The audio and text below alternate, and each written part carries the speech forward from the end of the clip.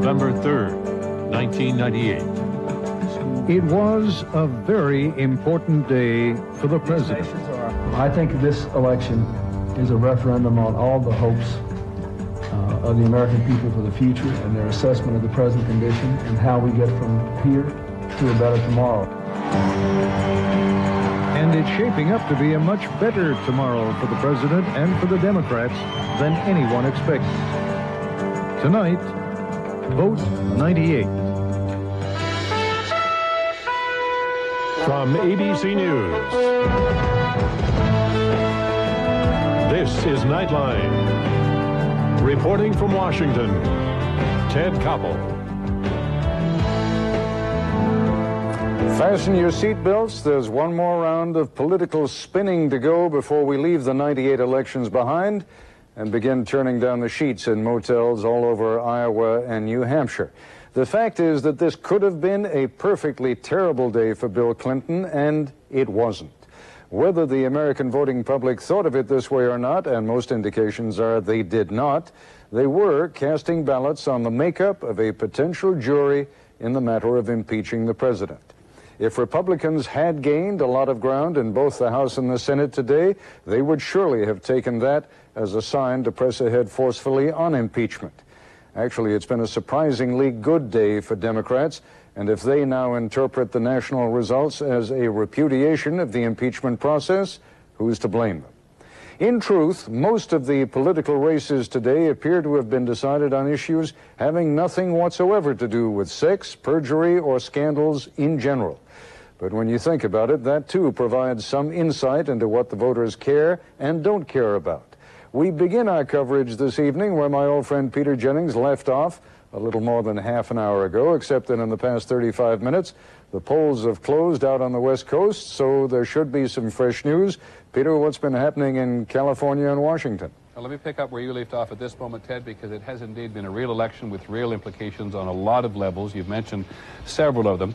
The most important projection in general that we can make at the moment is that ABC News projects an estimated seat gain in the House of Representatives of 5 to 7 seats for the Democrats. Now, the last time in a midterm election that a party holding the White House made such gains was in 1934. So that'll give you an early indication of how important a night this has been for the Democrats. Let's start with some Senate projections then. In California, ABC News now projects that Senator Barbara Boxer, seeking a second term, has held her seat and defeated the state treasurer, Matt Fong. It was very much seen, this race, as a referendum on Barbara Boxer, who many considered too liberal to win another state election. She also had Clinton family connections, which didn't help her. In Washington, we project that the incumbent Senator Patty Murray, seeking a second term, has defeated the Republican Congressperson Linda Smith, the Republican. Murray elected in '92, Year of the Woman. This is the third time these two women have run against each other for a Senate seat. Big victory for the Democrats here in New York State. In fact, at this moment, the incumbent defeated Senator Alphonse D'Amato was making his concession speech on local television. Congressman Chuck Schumer, we project, the Democrat, wins and gains a seat for the Democrats here in New York. Similarly, in North Carolina, a gain for the Democrats. The young attorney, 45-year-old John Edwards, the Democrats defeating the incumbent Republican Senator Locke Faircloth. A very mean, very expensive race there, as it was here in New York. Now, what's making it a very interesting evening for all of us anyway is that several races are still too close to call, and that includes the Senate race in Illinois, the Senate race in Wisconsin between Russ Feingold and Mark Newman, the Senate race in Kentucky, where the incumbent Senator Wendell Ford is retiring. That's an open seat there. And the Senate race in Nevada, we believe, is now still too close to call, where the incumbent Senator Harry Reid is seeking a third term. Also tonight, some very interesting governor races, none more interesting than in California, where we now project that the Lieutenant Governor Gray Davis, the Democrat, has defeated Attorney General Dan Lundgren. Governor Pete Wilson, of course, his term limited. Enormous win with all sorts of ramifications, I'm sure, Ted, you will talk about for the Democrats in the state of California. And several races, governor's races, still too close to call in Minnesota. Take a look at that top column there. where Jesse the Body Ventura, we should probably stop calling him that now because he's become a much more serious politician and a much more influential character in that race. That race is still too close to call between Norm Coleman, the Republican, Hubert Humphrey III, the Democrat, and Jesse Ventura. In Alabama, a Democratic gain where the incumbent governor, Fob James, who was seeking a third term, was defeated by the Lieutenant Governor, Don Siegelman. A lot of that having to do with gambling and the state lottery and whether or not that kind of money would go for education.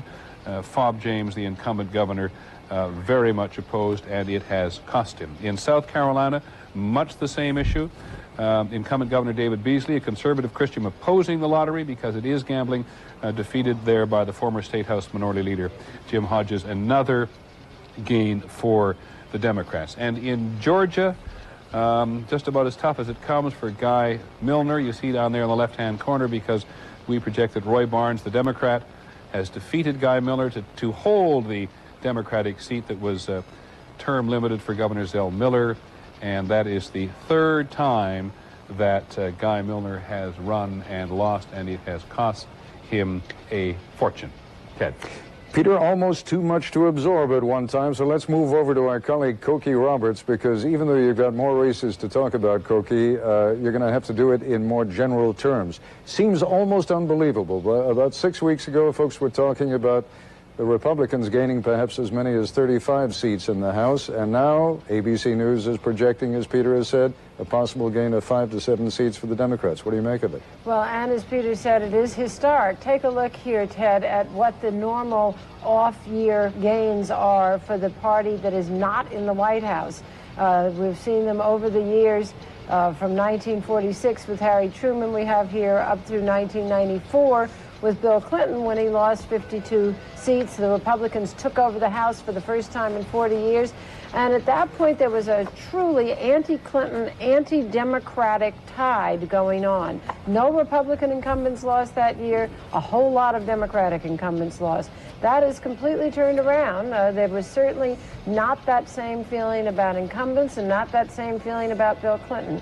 Incumbents have by and large done well tonight, and the ones who have lost tend to be Republicans. Is there any suggestion, Cokie, that this is a backlash to the Republican impeachment movement, or is it just that we have a collection here of dozens upon dozens upon dozens of local races, each of which seem to have turned out now in a surprising fashion to be for the Democrats?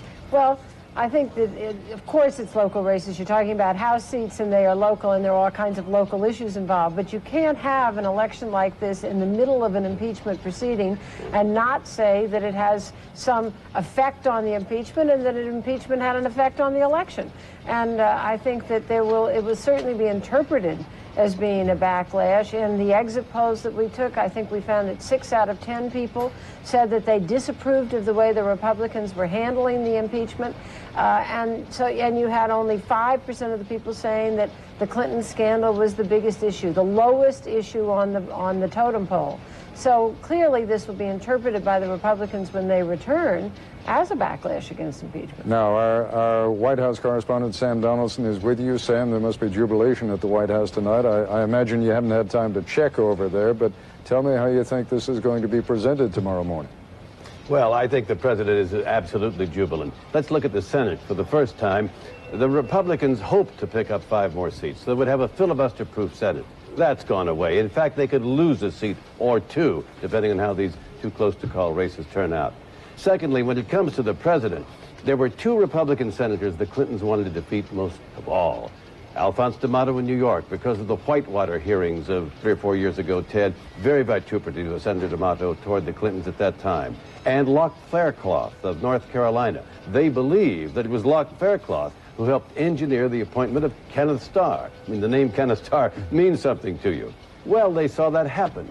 And finally, as Cokie has suggested, the impeachment process is slowed, obviously, by the fact that not only was there no push for impeachment, but there are no more Republicans to be elected to add to an impeachment vote if it happens to have been a party line vote. So Mr. Clinton is clearly popping champagne, opening Arkansas branch water, whatever drink he wants tonight, and he must be smiling broadly. Sam, Koki, Peter, thank you all very much. When we come back, we'll be joined by the former senior advisor to the president, Rahm Emanuel. We're going to Gergen. They are having a party at the White House tonight, and I'll figure out where the camera is in just a moment. The president and about 24 friends, staffers, and political supporters are celebrating tonight's victories. Until just a few minutes ago, I thought we were going to go to Rahm Emanuel, but we are in fact going to go to my old friend David Gergen, who once held a very similar position to that of Mr. Emanuel.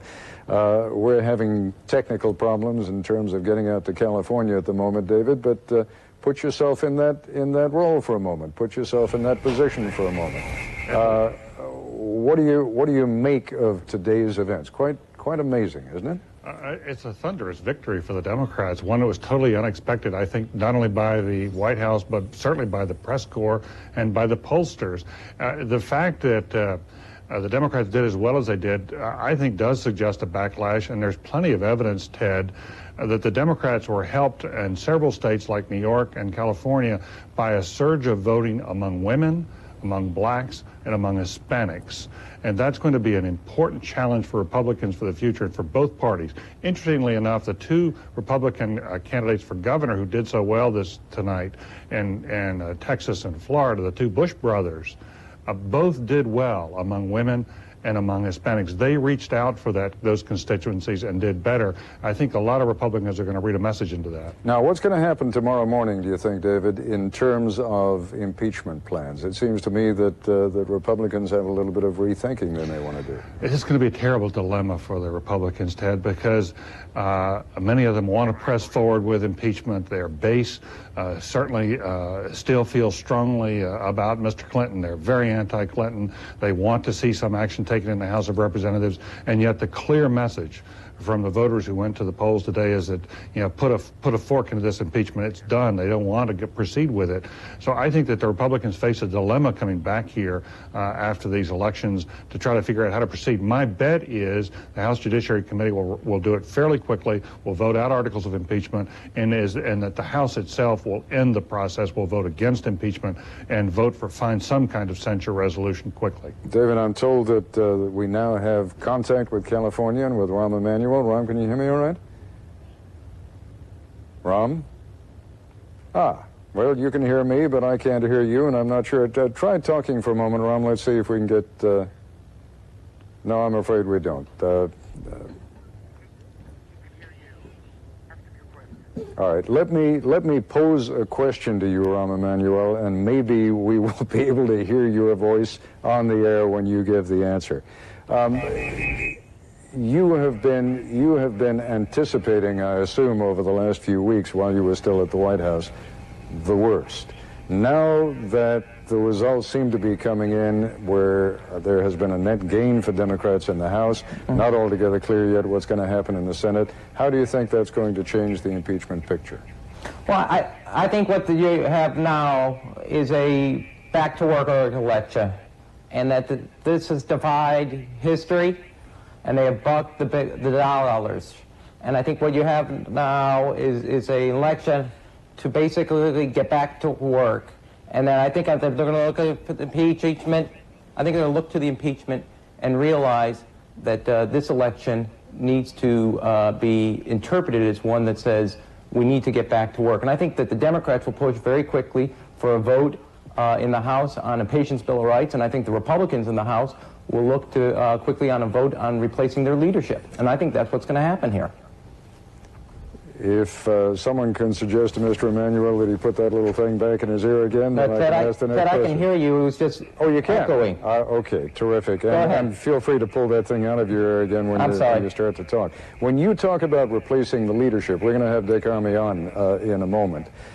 Who are you talking about? Dick Armey, Newt Gingrich?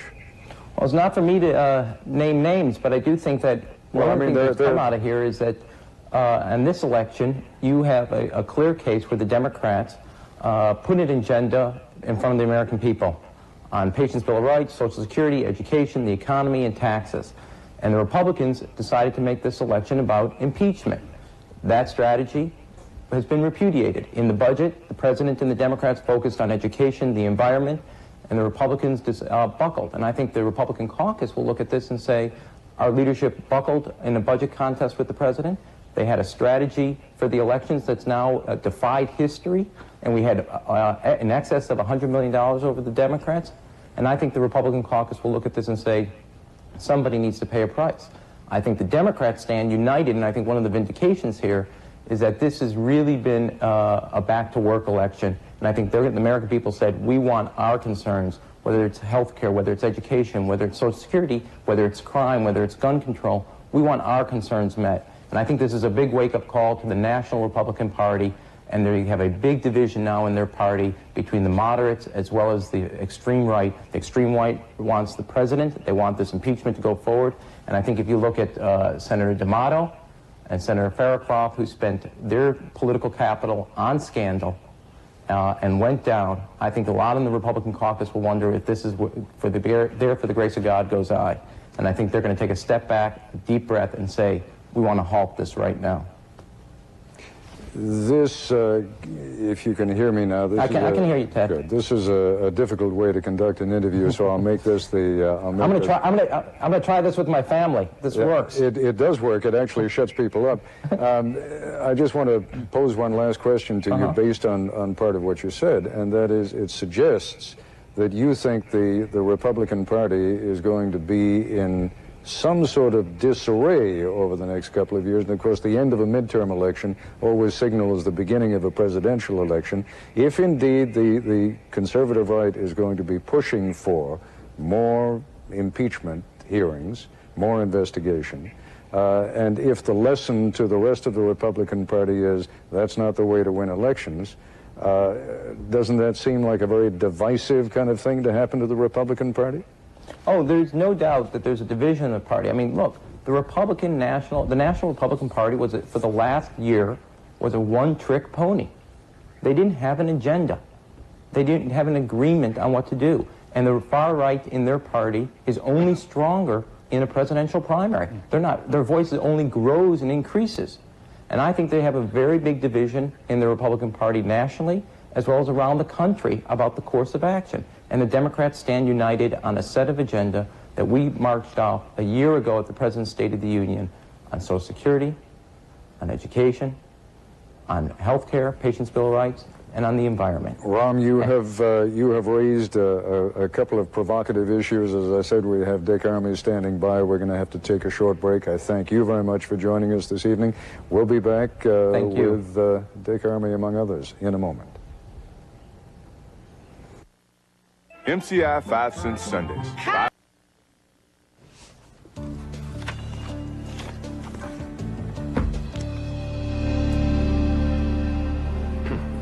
ABC, as some of you may know, is in the middle of a labor dispute right now, which does account for some of the technical difficulties we're having tonight. Remember how a moment or two ago I told you that Dick Armey would be joining us in a moment? Well, he may be, but joining us for sure from Salt Lake City at the moment is Republican Senator Orrin Hatch, the chairman of the Senate Judiciary Committee. And joining us from Watertown, Massachusetts, Democratic Congressman Barney Frank, a member of the House Judiciary Committee. And if Congressman Armey joins us, I'm sure that these two gentlemen will be happy to welcome him into their midst. Senator Hatch, let me begin, if I may, with you. It has been, and there are indeed a few races that are still too close to call, but it has been, how shall I put it, a surprising evening? Well, actually, I never believed that we were going to win 5 seats in the Senate. I do think we'll still win 1 or 2, which is about what I thought, and McConnell in our meetings said if we can win 3, it'd be great.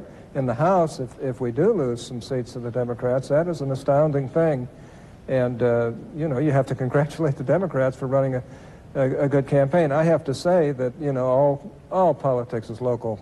I don't think the impeachment matter entered into it much at all. But the Democrats did run a good issue-oriented campaign, and I think the Republicans did not sell what we've done, the first balanced budget in 30 years, which would never have happened without a Republican Congress, welfare reform that is working relatively well around the country and getting people to work with some esteem, IRS reform. You just go right on down the line. It's been a pretty eventful Congress, but but I don't think we got our message out there, apparently. Senator Hatch, yours has been the voice of reason over these last few weeks when it comes to the issue of the impeachment inquiry and the possibility of finding some sort of a more moderate resolution. What do you think is going to start happening tomorrow morning in terms of where these hearings go from here on in? And I realize at the moment it's in the House, but yours is a voice that people listen to. Well, it's too early to tell. You know, you've got to look at all of the facts, and you've got to look at all the evidence, and we're far from knowing all of the evidence in this matter, and who knows? I remember saying, you know, and it's honest, that in the Senate, I didn't know one senator who would vote for impeachment at this time with these facts that we currently know. But I did have one really great Democrat who I have a lot of regard for come up to me and say, Orrin, don't be too sure that no Democrats will vote for impeachment. But as of right now, with what we know, unless more comes out, I just don't think you'll get the two-thirds vote in the Senate. So I think the House needs to look at that as well, and we need to look at all the evidence, weigh it, and you know what it really comes down to is what is in the best interest of the American people. It may be impeachment, it may not be, and I think we've got to do what's right, regardless of what the polls say, regardless of what pundits say, regardless of what anybody says. It's a constitutional process that really we ought to give a chance to work, and I think members of the Republican Party have to look at this accurately and truthfully and do what really needs to be done. Congressman Frank, what Senator Hatch says, of course, is one of the old truisms of politics. It is all local. Nevertheless, the landscape has changed a little bit tonight. How do you measure the impact of that change? Oh, it clearly went beyond purely local things. The Republican Party, I think, clearly overplayed its hand, and I think what you saw today in much of the country was a public statement that they dislike the right-wing control that is becoming increasingly evident in the Republican Party. You're right that Senator Hatch has been the voice of reason. I must say that for partisan reasons, I suppose I should be glad that not many of his colleagues were listening to that voice, but for the country, we would have been better off. I think had, frankly, the Republicans gone more in the direction that Orrin Hatch went to, and that he was from time to time criticized for by some of his colleagues, there might have been a different result. I do believe there was a national element here. Look, we have the history that in the 6th year of a presidency, the party opposite the president almost always does very well. You then had Bill Clinton mess up. Let's not forget that. Bill Clinton behaved irresponsibly. He did some things that were an embarrassment, that have been widely criticized. Given that, obviously everyone expected the Republicans to do very, very well. And I think what happened was that they overplayed their hand in two ways. First of all, by politicizing the impeachment process, by putting all of that report out, by appearing to be, frankly, cheering Kenneth Starr on as he engaged in tactics that many Americans are very unhappy with. Secondly, they decided they could collapse the rest of the agenda. Some of the things Orrin Hatch mentioned were from the Congress before this one. They killed campaign finance reform. They killed any effort to deal with protecting the rights of people who have been mistreated by the health insurance industry. They cut back on the president's efforts to help education. I think what you saw today, an extraordinary historical result of a Democratic gain in the House and a virtual standoff in the Senate when the odds really favored the Republicans because of who was up. I think what you saw was a national statement that this right-wing takeover of the Republican Party that Orrin Hatch, to his credit, has been trying to resist, scares a lot of the voters. Let me pose another question to Senator Hatch, having to do now with the future of the Republican Party. Are there any lessons to be learned from the way that the vote appears to be going today? Lessons, I mean, in terms of what seem to be some divisions within the Republican Party as to where to move next on the impeachment issue. Well, our party always has a rougher time, you know, I think in elections, and in all honesty, this is the first time in 70 years that the Republican Congress, the House of Representatives, has been controlled by the Republicans for 3 straight terms. So that in and of itself is pretty significant. But it is a disappointment to me that we didn't gain seats in the House, or at least it doesn't look like it at the present time. I hope the night's not over yet, but it does look kind of bad.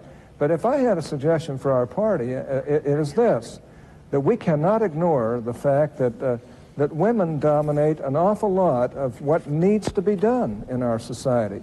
And sometimes I think we don't appeal to to women as much as we should, because sometimes we come off a little bit too hard rather than looking for those ways of finding ways of helping families and women and so forth. Secondly, I think the Republican Party's got to get off its dime and it's got to start waking up. I know that Republicans feel this way, but they don't do a good enough job, and that is we've got to go after the minority vote, the Hispanic, African American, Asian, and every other minority. We can't afford to ignore anybody. Well, actually, sometimes I think we do, and I think that's wrong. You're making a point, Senator, that I just wanted to raise with you, because in fact the only two bright spots, perhaps, or the two of the brightest spots on the landscape for the Republicans tonight are the two Bush brothers, both of whom did. I mean, you know, young George Bush is talking about compassionate conservatism. Darn right. He did extremely well with the Hispanic vote. He got about 21% of the black vote, and he did very well with the women's vote. And his brother Jeb in Florida did essentially the same thing. You see that then as a pattern for the Republican Party, is that right? I do, and I'm actually thrilled for the Bush family. There are no two people I respect more than George and Barbara Bush, unless it's Ronald Reagan and his wife Nancy. I mean, those are four wonderful people, and to have these two sons win two of the biggest states governorships, and to do it by appealing across the board to everybody, women, minorities, Hispanics, African Americans. You know, that thrills me to death, and I think we've got to do more of that in the Republican Party. It isn't because we don't want to. I think some of our people don't know how. And we've been so used to being ignored by, for instance, African Americans, that some of our people don't try anymore, and that's ridiculous. I know a lot of good African Americans who are starting to say, hey, look, we're being ignored by the other party. Certainly Hispanic Americans are being ignored by Democrats. They take them for granted all the time, and it's time for us to wake up and realize we've got to appeal to everybody, or my gosh, we're not going to be the majority party much longer. I now see, Barney Frank, if I may, Dick Armey has been sitting very patiently there. In your program, you may do whatever you want. Listen, you've never let me get away with that before, but if you'll do it tonight, do I not get a chance to respond, though, to Senator Hatch? I'll tell you what, I'll give you a chance to respond not only to Senator Hatch, but to Senator Hatch and Dick Armey. How's that? But first, Dick Armey. I can't pass out. But Dick Armey has to have a chance to talk first, and first of all, my apologies to you, Congressman, for keeping you waiting this long. Let me reward your patience by asking you right away what you're making of these, of the gossip mongering that is already going around saying they're after your head, that Dick Armey is in trouble. Well, they're welcome to it if they're big enough to take it. Well, I'll just tell you that we have retained the majority in this Congress for a third successive Congress for the first time in 70 years. We're going to go back to work starting next week. We're going to cut taxes for the American people. We're going to improve education by making schools more accountable to the parents and under local control and authority. We will fix retirement security for all generations of Americans, and we'll repair the defense of this nation. We've got a lot of work to do. We will go back to work on that as we have been doing, and we're going to have a great many successes in this next Congress. I realize that what we're talking about here is projections that are largely made by people like me and my colleagues, but there are also some politicians who were making projections as recently as 6 weeks ago that the Republicans might gain as many as 30 to 40 seats in the House, and now it appears that you will probably lose 5 to 7 seats. Well, you know, there have been all kinds of projections out there.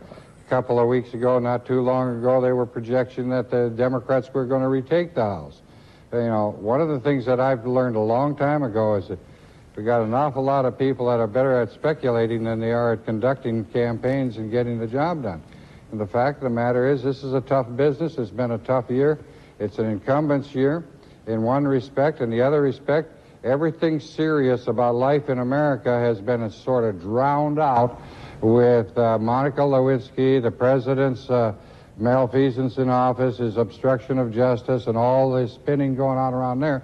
It's been very difficult to get a serious message about serious public policy out in America today when the whole country's been really obsessing over the president's antics in the White House and all of his efforts to cover it up and all the efforts to make excuses for it. Forgive me for to psychoanalyze it and commit sociology over it. It's been a frustrating year for anybody that's had serious thoughts about policy like cutting taxes, repairing our nation. Congressman Armey, I must tell you, education in America. Let me just jump in for a moment, because I must say I'm sort of astonished to hear you complaining about the fact that you haven't been able to get the country to focus on other issues when I suppose it could be argued that it was the Republican Party as much as, I mean, you know, the Democrats haven't been pushing the Monica Lewinsky affair, have they? Well, no, wait a minute. We have a special counsel appointed by Janet Reno, or by a three-judge panel at the request of Janet Reno, in pursuit of what has now been the admission of the president that he lied under oath in a civil case where he's charged with sexual harassment. All I'm saying is if you Congress wanted to have to deal with that kind of silliness. All I'm saying is if you wanted to... And I thank the Lord I never had to deal with that with my 4 boys. Why should I have to deal with it with a man in his 50s that's supposed to be in one of the most responsible offices in the world? All I'm asking, Congressman Army, all I'm asking... want to be bothered with. All I'm asking you is if Republicans wanted to go away and Democrats wanted to go away, I guess it's going to go away. Well, you know, this is the problem you have. The fact of the matter is we are given constitutional obligations and duties. None of us get elected thinking we're going to have to spend our time on such as this. The president has brought this and laid it before the nation, and we are going to do our duty on it. Now, in the meantime, we also have serious legislation like cutting taxes, reforming education, making schools accountable to parents, fixing our nation's defense, and repairing retirement security for all our children.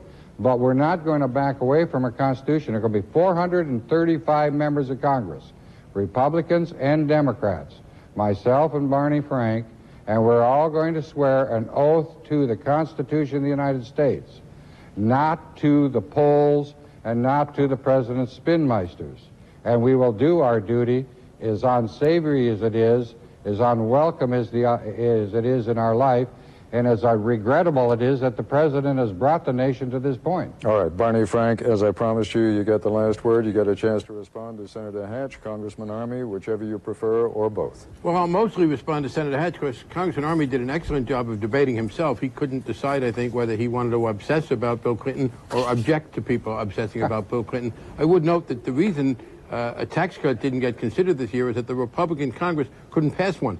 The House passed one. The Senate, because I think they were somewhat put off by the excesses of the House, didn't even pass a bill. So you can't blame... Bill Clinton never vetoed a tax cut.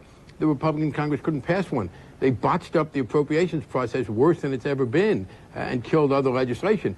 The problem here was that the role of the extreme right wing of the Republican Party has gotten so strong that it kept them from focusing on any of the things. Mr. Army says, well, we're going to do these things. Well, why haven't they done them? Mainly because the Republican Party has been unable to function as a governing party as the right wing has grown. The other thing I would just say is I wanted to take exception to Orrin Hatch's suggestion that the Democrats have somehow ignored or taken the Hispanics for granted, or that the African Americans have ignored the Republican Party. The Republican Party has, over the past 30 years, consistently opposed things originally like the Voting Rights Act, like affirmative action in its most reasonable form, the form Colin Powell is for. They have generally opposed efforts to deal with the problems of minorities. As far as the Hispanics are concerned, they were appalled most of all by the assault on legal immigrants. The Republican Party took office in 1995, and they decided they were all honorary Navajos, and were going to kick all these foreigners out of this country, and went to war on the immigrants. They have had to admit that most of those things they did were wrong. They have undid a lot of them. But having done them, having inflicted that harm on many immigrants, including many Hispanics, they're in no position to object when people vote against them in self-defense. Congressman Frank, I've got to interrupt at this point. I have a little piece of news that I'd like to pass on to the rest of the country, and Senator Hatch, if you're still there, I'd like to get a very quick reaction from you to it. Russ Feingold has won in Wisconsin. As you know, Senator Feingold told his Democratic Party to keep their money. He made a what some would say was an extremely principled stand, being terribly upset about what's been happening on campaign financing in this country, and being one of the co-sponsors of the Campaign Finance Reform Act. What do you think this says in terms of the future of campaign finance reform? Well, I think that, first of all, I congratulate Russ Feingold. He's on my Judiciary Committee. He's a very fine person.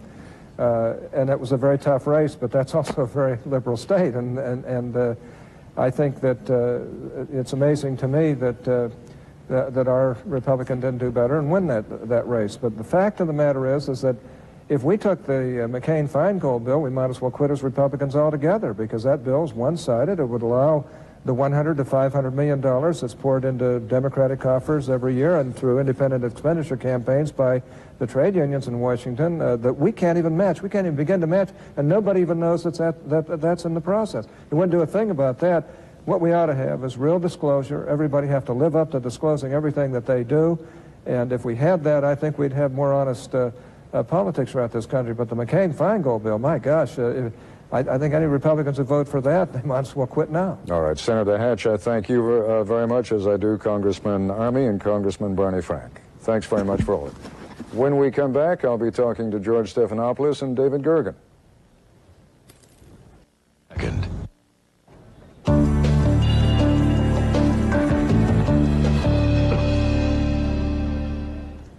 Throughout this political season, we have turned to David Gergen, editor-at-large of U.S. News and World Report, and George Stephanopoulos, ABC News political analyst, and they are back with us again tonight. George, we haven't heard from you yet. It has been a truly remarkable night, but I have to ask you, what does this do to the Republican Party? Because clearly, the Republican right wing is still going to be pushing hard for impeachment. And other members of the Republican Party, as for example Senator Hatch suggested tonight, are going to be looking for a new modality. So what's it going to do to the party as a whole? Well, Ted, what you're going to see is a series of civil wars, I believe, in the Republican Party. First off, there's a very good chance, because the Democrats picked up seats in the House tonight, that there will be a leadership challenge to either Speaker Gingrich or your guest tonight, Majority Leader Dick Armey. Civil war number one. Civil war number two is the one that you pointed out, the one over impeachment. Will the right wing continue to push for impeachment of the president, even though the country has clearly said we want it to stop? And civil war number three will be in the year 2000 presidential race between the conservatives and the more moderates, and I think that the hand of the moderates has been strengthened tonight. The big winners in the Republican Party tonight, George Pataki in New York, John Engler in Michigan, George Bush in Texas, Jeb Bush in Florida. We're all trying for more compassionate conservatism, more centrist, moderate conservatism, not the far right-wing agenda that really cost the Republican Party a lot tonight. David, where do you think the Republicans go? Well, I don't think it'll be a civil war, but it'll be a little more civilized than that. But there will be struggles to find new leadership and a fresh message. And I think that that's going to, while there'll be, I think, an attempt to unseat perhaps one of the leaders, and it could include Senator Lott as well, before this is over. I think there will be an attempt. I think they may well fail to unseat that. But the big push is going to be to find someone who can unite the party again as Mr. Republican or Mrs. Republican. I think that a lot of attention now is going to turn to George W. Bush in Texas. Well, Dick Armey, as you heard, was effectively saying, if anyone thinks they're big enough to take me, let them come and try. He seemed to be pretty comfortable in his position tonight. And but I think that an awful lot of people, George, yes, it does strengthen the hand of the moderates, but there are going to be a lot of the more conservative types who will say our problem in this was that we caved in to President Clinton on the budget. We didn't fight him on the beaches. We didn't fight him at every step of the way. We didn't go for the tax cuts we should have. And so that part of the party will come surging forward too, saying that what the problem was we didn't have enough vinegar in the message. Which is why I believe it'll be civil war. I agree with you, David. Now, George, I can't let this evening end without posing to you the question of, it's not so much a question, it's an observation to which I'd like your reaction. The president. I mean, talk about luck, talk about never being prepared to give up. It is unbelievable. And he never does. You know, he has a saying. He used to say that elections are his best friend. And I think his best friend ever tonight is the elections of 1998 because it has restored him. He is the first president in the 6th year of his term, will be, to pick up House seats since James Monroe in the 1820s. It is just astounding. No one could have predicted. No one in the White House, even the most optimistic people, predicted an outcome like this tonight. And you know, there was a scene in the White House tonight. The president spent the evening camped out in White House Chief of Staff John Podesta's office, hunched over that computer, pulling up the results one by one in loving fashion, and then calling the victors on the telephone. It's been an amazing night for the president. There's always a danger with President Clinton, though. When he gets good news, he tends to overplay it, to overreact. The danger for the White House right now is that they have a split with the Democrats in the House over what is the appropriate punishment for what even the President has said is his unforgivable behavior, even though the question of impeachment tonight is dead. Ted, may I point to that? Please. I think the President's best friend tonight is his wife. This can well be called the Hillary election. At any moment or any point along the last 7 or 8 months, she could have pulled the plug on her husband. She never did that. And instead, she went out and rallied the party faithful. She went 4 times to New York to help Chuck Schumer. And I think she really mobilized people there. And she found the voice of the Democratic Party. She went out to California. She was the one who really helped to pick this party up and give it some life and some spirit. And I think she helped to pull out the women's vote. I think she helped to pull out the Hispanic vote and the black vote. Exactly what Senator Hatch was talking about tonight. The Republicans now have to recognize that the Democrats have done a very good job in this election at mobilizing women and blacks and Hispanics. It has been, I think we can fairly say, a much more interesting election than we expected it to be. George Stephanopoulos, David Gergen, thank you both very much. The Speaker of the House, Newt Gingrich, will analyze tomorrow's election results tomorrow on Good Morning America. That's our report for tonight. I'm Ted Koppel in Washington. For all of us here at ABC News, good night. If you'd like a transcript or video cassette of this or any other edition of Nightline, please dial 1-800-CALL-ABC.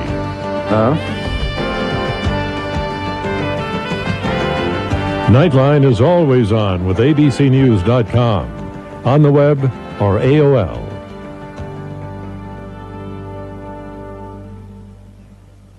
Nightline has been a presentation of ABC News. More Americans get their news from ABC News than from any other source. ABC News, now always on.